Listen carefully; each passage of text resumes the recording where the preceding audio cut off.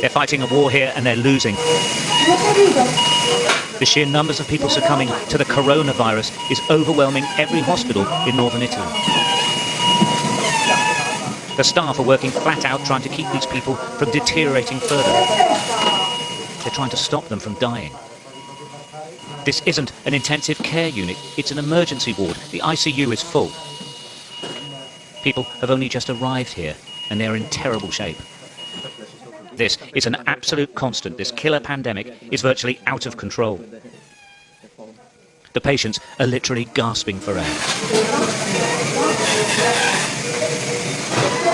The plastic bubbles the staff struggle to communicate through attempt to equalise the air pressure in the lungs.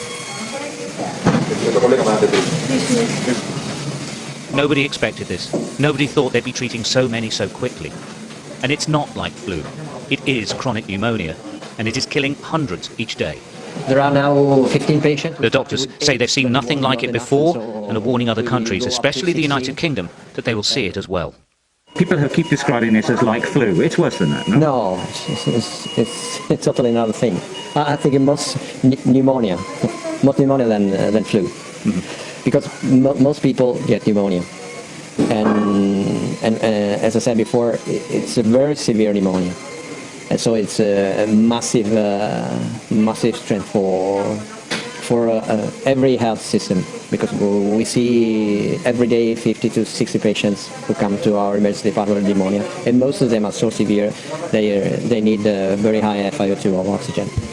And so we have to reorganize our emergency room and our hospital in 3 levels of intensity, as you saw.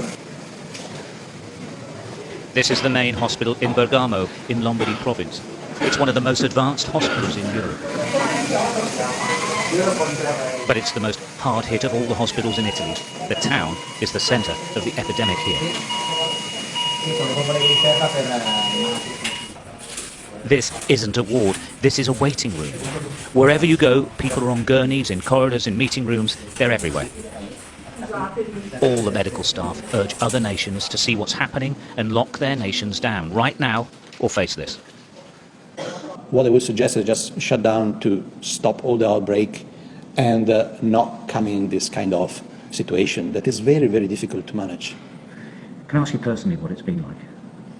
I never felt so stressed in my life. I'm an intensivist and I'm quite used to, intense moment and choices, and people are critical and will die without any treatment, and you make the difference. But when you arrive at this point, you realize that you are not enough, and maybe we are 100 anesthetists here. We are doing our best, but maybe it's not enough. We are performing the test for the nasal swab to detect coronavirus. The problem facing health services across the world is that when the infection curve goes up, it rockets. And all the resources, all the testing, all the supplies are used up instantly. Multiple hospitals all at once. What's staggering is that Italy is doing a lot of testing. Thousands upon thousands are being tested. So far, about 4,000, the numbers keep changing, have actually completely recovered. The crucial point is that about the same number are dying. They're sort of neck and neck. And it seems you either live and recover or you die. Something nobody expected. Bergamo wanted us to see this to show what a catastrophic emergency nobody has experienced before looks like. Here they're calling it the apocalypse. And this is what it looks like. Their message to us is simple. Get ready.